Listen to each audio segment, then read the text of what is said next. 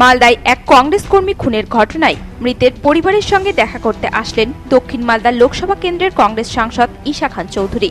বৃহস্পতিবার মালদার মানিকচকের গোপালপুর এলাকায় পৌঁছান কংগ্রেস সাংসদ সহ দলীয় নেতৃত্বরা। প্রসঙ্গত, গত 8ই জুন গোপালপুরের এক কংগ্রেস কর্মীকে ধারালো অস্ত্র দিয়ে কুপিয়ে খুনের চেষ্টার অভিযোগ ওঠে তৃণমূলের বিরুদ্ধে। গুরুতর আহত কংগ্রেস কর্মী আকমল শেখের হাসপাতালে মৃত্যু হয়। ঘটনায় অঞ্চল তৃণমূল সভাপতি ও তার দলবলের বিরুদ্ধে অভিযোগ তুলে বিক্ষোভে সামিল হন পরিবার সহ কংগ্রেস নেতৃত্ব। পরিবারের তরফে 59 জনের বিরুদ্ধে পুলিশের কাছে লিখিত অভিযোগ দায়ের করা হয়। এই খুনের ঘটনার পর থেকেই এলাকা জুড়ে আতঙ্কের পরিবেশ সৃষ্টি হয়েছে। এদিন মৃত কংগ্রেস কর্মীর পরিবারের সঙ্গে দেখা করতে আসলেন দক্ষিণ মালদা লোকসভা কেন্দ্রের কংগ্রেস সাংসদ ঈশা খান চৌধুরী। এদিন পরিবারের সদস্যদের সাথে কথা বলে তাদের সমবেদনা জানানোর পাশাপাশি তাদের পাশে থাকার বার্তা রাখেন তিনি। এই ঘটনায় পুলিশ প্রশাসনের ভূমিকা নিয়েও তীব্র ক্ষোভ প্রকাশ করেন রাজ্যের একমাত্র কংগ্রেস সাংসদ ঈশা খান চৌধুরী। দ্রুত অভিযুক্তদের গ্রেপ্তার করে আইনি পদক্ষেপ নেওয়া হোক সেই দাবিও তোলেন তিনি। মৃত কংগ্রেস কর্মীর পরিবারের জন্য সঠিক ব্যবস্থা গ্রহণে মুখ্যমন্ত্রী ও রাজ্যপালকে একটি আবেদনপত্র পাঠানো হয়েছে বলে জানান সাংসদ ঈশা খান চৌধুরী। খারাপ লেগেছে যে আমাদের মালদা ইলেকশনের সময় কেউ মরেনি, মোটামুটি একটা বলতে পারি পিসফুলি গেছে মোটামুটি।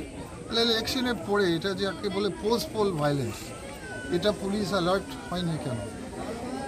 তো আমি প্রথম কথা হচ্ছে যে আমি পরিবার, তিনার বাবা মাকে, তিনার পরিবারকে, আকমল শেখের পরিবারকে আমি আমার দুঃখ প্রকাশ করছি যে এরকম একটা যুবক ছেলে, তার বয়স মাত্র 22 বছর, তিনি হয়তো এক সপ্তাহের মধ্যে ওনার ভবিষ্যৎ খুব ভালো ছেলে ছিল, উনি বিএসএফকে জয়েনিং করার কথা ছিল, তাহলে ওনার ভবিষ্যৎ কোথায় যাচ্ছিল? উনি একটা অফিসার হতেন বিএসএফের মধ্যে।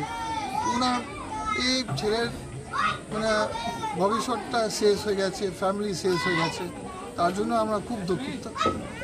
তাছাড়া আপনি বললেন এটা হলো কেন, এটা আমরা বারবার ওয়ার্নিং দিয়েছি পুলিশ প্রশাসনকে, এসপিকে, ডিএমকে, যে আইসি আছে বর্তমানে মানিকচকে, উনি পারছে না আইন শৃঙ্খলা মেনটেন করে। প্রায় 1 বছর থেকে আমরা বলছি, শুধু ইলেকশনের আগে নয়, 1 বছর থেকে বলছি বিভিন্ন সমস্যা হচ্ছে।